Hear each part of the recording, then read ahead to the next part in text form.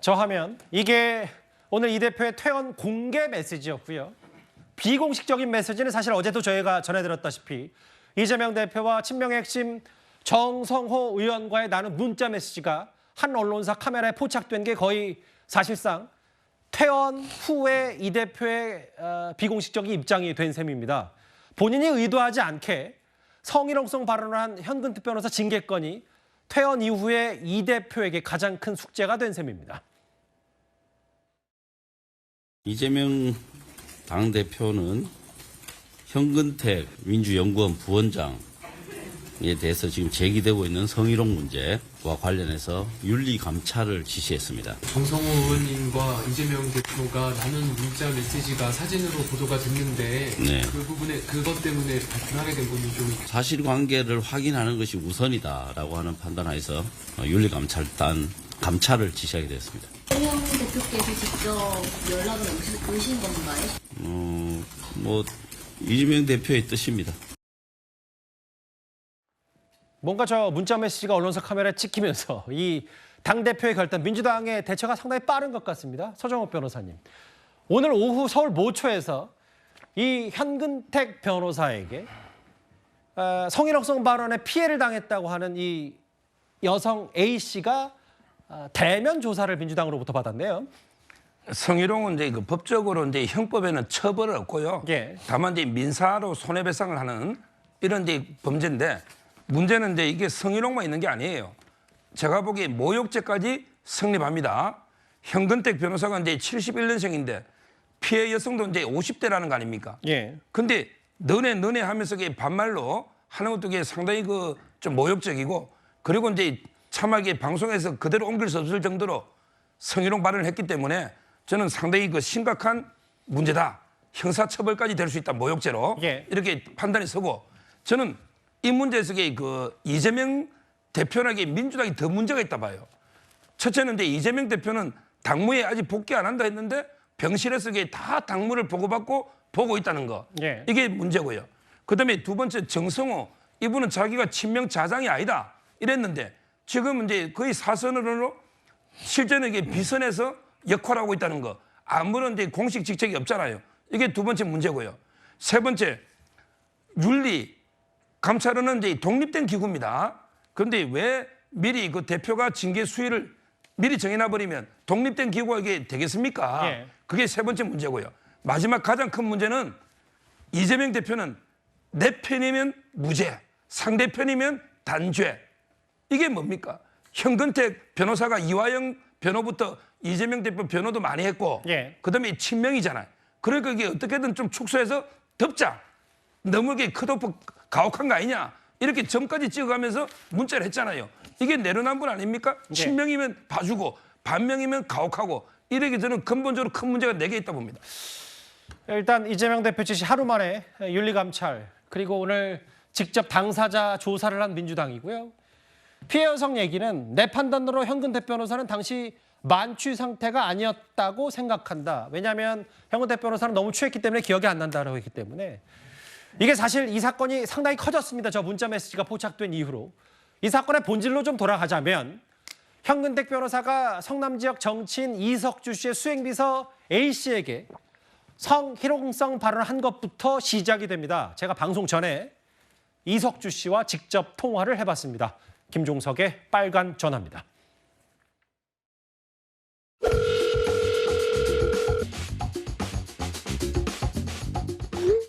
오전에 네네. 대표님 직속 윤리감찰단에서 연락이 왔었고 저한테 먼저 네네. 대면 조사를 한 거군요. 그 피해자가. 그 전화로 할 수 있는 건 아니니까 아직도 수행비서님은 좀 심리적으로 많이 불안정하고 그러신 거예요? 그럼 당연히 지금 그렇죠. 밥도 잘 못 먹고 지금 집에를 못 들어가시고 자꾸 찾아오고 뭐하고 그럴까 그런 것도 있고 해서 심리 상태가 좋지 않죠. 전공법으로 이 문제를 해결하려고 제가 중재를 계속했단 말이에요. 그래서 거짓말하고 둘러대고 기억 안 난다 그렇게 해서 해결된 게 있습니까? 이런 케이스들이 핑계대고 뭐 하다가 더 망하는 거예요. 기억 안 난다 그러고 술 취했다 그러고 그러면 더 분노하는 거죠. 그 사람들은. 저는 거꾸로 저도 피해자입니다. 그 대상이 저 아니에요. 황당한 거죠 지금. 제가 이석주 부위원장과 직접 통화를 해보니까요. 피해자가 심리적으로 많이 불안정하고 현근택 변호사는 수차례 이제 연락을 시도해서 사과를 하려고 했다고 현 변호사는 주장하고 있지만 피해자는 그게 상당히 압박으로 느껴졌다는 취지의 얘기도 이석주 씨가 했어요. 전공법으로 문제를 해결했어야 되는데 현근택 변호사가 핑계를 대서 사람들이 더 분노하는 거다. 이석주 부위원장의 주장은 현근택 변호사 측에서 이걸 마치 정치적으로 해석해서 뭔가 성남 지역에서 같이 뛰고 같이 후보로 경쟁하는 사람 뭔가 흠집, 스크래치 내려고 이런 거를 또 확대 이석주 씨가 재생산한 거 아니냐. 이런 취지를 얘기해서 자기도 피해를 한데 너무 억울하다. 이런저런 얘기를 했어요. 이게 이재명 대표와 그 정성호 의원의 문자로 더 크게 부각된 측면도 있는데 이 주장을 최병욱 의원은 어떻게 생각하세요? 글쎄 이석주 씨가 그렇게 주장을 하는지는 모르겠으나 객관적으로 보면 예. 현근택 변호사가 그 성희롱을 한 게 본질이에요. 뭐 그 성희롱을 한 것을 예를 들어서 이석주 씨 이제 경쟁 상대인데 이석주 씨의 어떤 뭐 본인과의 경쟁에서 무슨 흠집을 내려고 일부러 그 수행하는 여성한테 그런 성희롱성 발언을 했다. 뭐 그렇게까지 하는 건 뭐 거의 음모론의 의무에 가까운 해석으로 보이고요. 예. 제가 보건대는 아마 이제 본인의 그 평소 말 습관, 그다음에 뭐 일종의 약간의 실언까지 더해져서 그 성희롱으로 그 한 거에다가 뭐 이제 본인이 이제 술 먹었다고 얘기를 하는데 뭐 술을 어느 정도까지 먹었는지 모르겠으나 예. 그런저런 것들이 종합적으로 해서 그 이게 나온 얘기지 무슨 정치적으로 이석주 씨가 대단한 경쟁자라서 현근택 변호사가 일부러 저런 성희롱성 발언을 했다 이렇게 판단되지는 않습니다. 예. 그런 점으로 본다면 왜냐하면 현근택 변호사의 경우에는 지금 이재명 대표가 저렇게 챙기는 것만 봐도 아마 거기에서 그 윤영찬 의원 지역이잖아요. 예. 윤영찬 의원과 경쟁을 하면 현근택 변호사가 그 공천을 받을 가능성이 저는 꽤 높았다고 제가 개인적으로 보거든요. 예. 그렇기 때문에 아마 이석주 씨를 경쟁자로 의식하지는 않았을 거다 이렇게 봅니다. 사과하는 것이 좋겠다. 본인도 좀 중재를 하려고 했는데 현근택 변호사에게는 전화 10여 통하고 죄송하다고 문자로 사과를 했는데 이마저도 피해 여성이 느꼈을 때는 상당히 압박감을 느꼈다. 이석주 씨의 주장에 따르면 이석주 부위원장에 따르면 이 피해자가 있는 지역으로 잠시 뭐 옮겨서 좀 바람을 쐬러 갔는데 거기로 좀 현근택 부원장, 현근택 변호사가 쫓아와서 뭐 여러 압박을 느꼈다. 이런 주장까지 했거든요. 사실 이 논란의 본질보다도 더 부각된 건 앞서 제가 계속 강조하다시피 이재명 대표와 정성호 의원 간의 문자, 포착, 병상에서 주고받은 문자 메시지가 공개되면서 더 논란이 커진 측면이 있습니다. 왜 이재명 대표가 당내 직함도 없는 정성호 의원과 이걸 이렇게 논의했냐는 문제겠죠. 정성호 의원과 이 대표의 과거 인연을 한번 살펴보겠습니다. 양주 시민 여러분, 제가 정치적으로 어려울 때 길이 돼주고 또 어릴 때 길 못 찾아 헤맬 때 갈 길을 가르쳐준 정성호 국회의원 동네 맞습니까? 제가 정성호에게 핵심입니다, 여러분. 저 정성호, 조금 전에 이재명 후보가 다 진실만 얘기했는데 조금 전에 한 얘기는 사실과 다릅니다. 제가 이재명의 사실 신복입니다. 저의 마지막 정치 인생의 마지막 남은 목표는 저의 동지, 저의 사랑하는 친구 이재명이 대통령이 돼서 저는 모든 걸 다 던질 수 있습니다. 뭐 유사 현장이니까 좀 업돼서 여러 가지 얘기들을 했던 과거 영상 준비했는데 사실 저희 뉴스탑10 쭉 시청하신 분들은 이 대화 내용 이제 어느 정도 외웠을 거라고도 생각이 됩니다. 이 어제 포착된 저 문자 메시지 내용을 쭉 봤을 때 지금 비명계에서 탈당하긴 했지만 민주당 내부 일부에서도 박원석 의원님, 야 이게 진짜 누구 말 맞다나 이재명 사당이 맞는 거 아니냐, 당대표와 직함도 없는 최측근이 뭐 이런저런 징계권 다 논의할 수 있는 거 아니냐, 이런저런 문제 의식들이 좀 많이 나온 것 같거든요. 사실 뭐 그런 오해나 문제 제기를 부를 만한 대화 내용이라고 봅니다. 노출이 안 됐다면 뭐 이게 논란조차 안 됐을 텐데 노출이 됨으로 인해서 당 안팎의 논란이 되고 있는데요. 사실 정성호 의원의 답변이 저렇게 징계 수위에 관한 답변이 아니라 윤리심판원에 넘겨서 신속하게 뭐 조사에 착수하도록 하시죠라는 답변이었다면 논란이 안 됐을 거예요. 왜냐면 당연히 진짜 예정돼 있는 절차니까. 근데 바로 징계 수위를 얘기했단 말이에요. 그에 대해서 이재명 대표가 너무 심한 거 아니냐. 그러니까 조금 더 수위 낮은 징계를 언급해서 마치 이게 측근 의원하고 실제적 징계 권한을 갖고 있지 않은데 징계 수위에 대해서 협상을 하는 듯한 내지 흥정을 하는 듯한 이런 모습을 보여서 과연 이게 민주정당에서 있을 수 있는 일이냐 이런 당 내부의 문제 제기도 나오는 것 같아요. 예. 물론 이제 저 논란이 불거지니까 그 직후에 윤리심판원의 윤리감찰을 지시해서 지금 윤리감찰이 진행되고 있습니다만 어찌됐든 이재명 대표가 한편으로는 저 현근택 변호사의 저 문제를 그냥 심각하게 받아들이는 것만은 맞는 것 같아요. 예. 그러니까 어쨌든 아직 당무 복귀 안 한 상황에서도 이 문제를 어떻게 처리할까. 사실 저게 당무 복귀죠. 예, 골몰하다가 문자로 예. 그에 대해서 의견을 구한 건데 좀 선의로 보자면 당내 중진 의원이기 때문에 의견을 구한 거라고 볼 수 있습니다만 제가 예. 앞서 말씀드렸듯이 징계에 관한 사항은 당대표가 수위를 정할 수 있는 게 아니거든요. 당내에 분명히 그걸 담당하는 독립기구가 별도로 있는데 그 독립기구를 거치지도 않았는데 예. 어떤 핵심 측근 의원하고 징계 수위에 대해서 거론하는 건 좀 부적절했던 것 같습니다. 저 문자 내용만 고스란히 그냥 오롯이 받아들였을 때는 그 부산 의료진에 대한 여러 사의 표명, 고마움 표현보다는 일단 이 대표 머릿속에는 현근택 변호사, 측근 현근택 변호사의 징계건이 상당히 머릿속에 많은 비중을 차지했구나. 그건 좀 느낄 수 있거든요. 서정욱 변호사님. 뭐 당의 대표하고 주변에 가까운 사람들이 이렇게 좌지우지 다 판단할 수 있는 징계건. 또 하나가 그러면 아까 말씀하셨던 다음 화면을 볼게요. 현근택 변호사가 이 대표와 가까운 친명계로 분류되니까 정성호 의원은 뭐 조언한다고 이거 총선 불출마까지도 해야 됩니다. 컷오프 해야 됩니다라고 얘기했더니 좀 감싸는 듯한 모양새. 그럼 이건 저희가 어떻게 받아들일지요? 그게 이제 아까 제가 조금 전에 말한 내 편은 무죄, 반대편은 이제 단죄 이게 아닙니까? 지금 당직 자격 정지 이게 어떤 의미가 있습니까? 실제 그 양문석 그 있잖아요 그 후보도 실제 그 당직 자격 정지를 했는데 실제 당직도 맡고 있지 않는데 그렇게 정지해봤자 총선 출마에 아무 영향이 없잖아요. 이번에 그 제안한 것도 문제고 그리고 이제 그 이재명 대표가 심하다 이러니까 다시 이게 경고까지. 근데 경고는 솔직히 행정법에서는 징계도 아닙니다. 예. 민주당에서는 이게 징계 종류에 들어가 있지만 법에서는 이게 경고라는 거는 아무런 법적 효과가 없는 거예요. 따라서는 실효적으로 하려면 이게 최소한 당원 자격 정지 이래야만 이게 총선 출마가 막히는 거 아닙니까?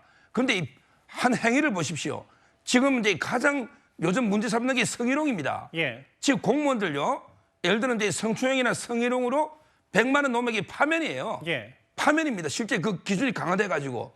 근데 제가 보기에 엄청난 이거는 모욕죄면서 성희롱인데 이걸 이게 경고나 아무 실효성 없는 당직 자격 정지로 가자. 이게 바로 이재명 대표가 자기 편 감싸기 아니냐. 예. 이런 생각이 들고 이제 지켜봐야죠.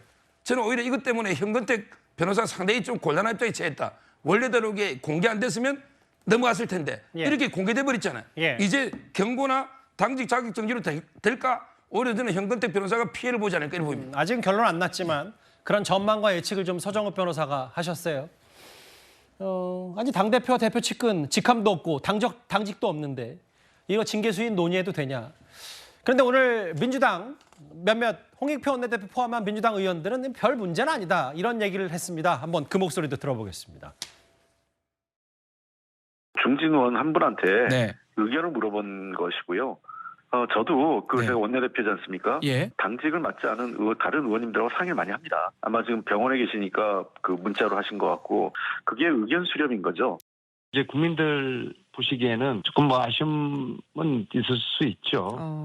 당에서 이제 중요한 의사결정을 과정에서 공식적으로는 뭐 공적 채널을 통해서 결정되지만은 그 이전에 어떤 물밑 조율 내지는 비공식 그런 과정들을 거치거든요. 특히 이제 중요한 문제일수록 그런 차원에서 이해하면은 이게 뭐 크게 이렇게 뭐 좀 문제가 될까? 근데 이걸 사실 냉정하게 따져봐도 여러 논란거리들이 있잖아요. 언제 퇴원 발표 직후에 병상에서 이 대표가 그것도 누가 정성호 의원 최측근과 당직도 없는 사람과 어떤 얘기를 측근 징계 논의를 하는 것 이 세 가지 합쳐지면서 상당히 논란거리인데 물론 탈당하겠지만 사당할 증거 아니냐 징계수 흥정 아니냐 물밑 조율한 게 왜 문제냐라는 안민석 의원 얘기인데 민주당 분들은 이런 것들을 물밑 조율을 참 많이 알아보다 뭐 이런 생각도 들고요. 소극장 판단은 어떠세요? 이게 그러니까 보통 이제 공개되지 않은 상황이면 여러 가지 뭐 주변 사람들한테 이러저러한 의견을 물어볼 수가 있겠죠. 그런데 공개되지 않으면 아무 문제가 안 될 사안일 때라도 일단 공개되면 문제가 되는 사안이 있습니다. 이번 사안 같은 경우가 그런 사안이 아닐까.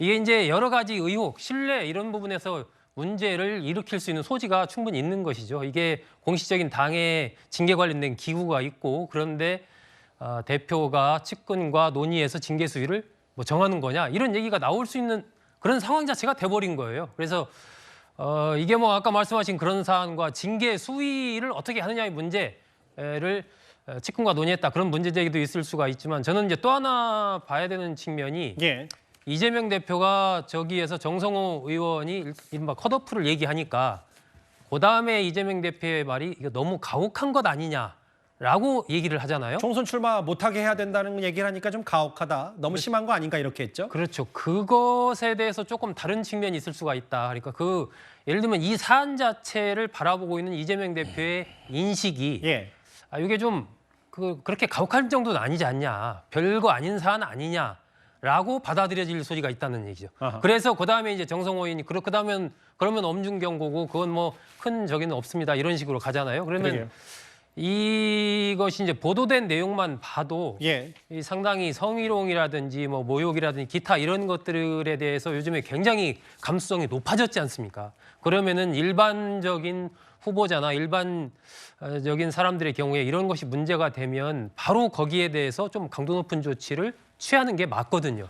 그런데 너무 가혹하다라고 이렇게 이야기하는 것은 이재명 대표의 측근이기 때문에 형은택 변호사가 그렇게 보는 측면이 있을 수가 있고 또 하나는 이번 사안 자체가 이슈로서 가지고 있는 그 파괴력을 뭐 그렇게 큰 사안은 아니지 않습니까라는 그런 맥락을 이재명 대표가 또 갖고 있는 것 아니냐 이렇게 볼 수도 있는 것이거든요. 그래서 이 주고받은 부분에서 부적절성 이런 것과 함께 이 사안에 대한 이 성희롱 이런 것을 바라보는 이재명 대표의 인식에 있어서의 문제점 이런 것도 지적할 만하다라고 생각이 들기 때문에 어쨌든 이게 공개되면서 상당히 이재명 대표나 정성호 의원, 형은택 변호사는 여러 가지 측면에서 참 곤혹스럽고 좀 정치적으로 어려운 뭐 그런 상황에 좀 처한 것이 아닌가 그렇게 좀 판단합니다. 자, 문자 메시지를 봤을 때 추정하자면 이 대표는 내심 형은택 변호사의 저 성희롱성 발언을 크게 보지 않은 것 같고 다만 이게 문자 메시지 공개된 이후 뭐 이 선후 관계는 정확히 알 수 없어도 이렇게 하루 만에 민주당이 발빠르게 조사를 착수를 했는데 민주당의 한 여성단체, 민주당 내부에 있는 여성 기구에서는 이 문제를 엄중하게 보고 있다는 메시지까지 내놨기 때문에 이 대표 관련해서도 또 어떤 생각을 그분들은 갖고 있을지 참 궁금합니다. 첫 번째 이슈 여기까지입니다.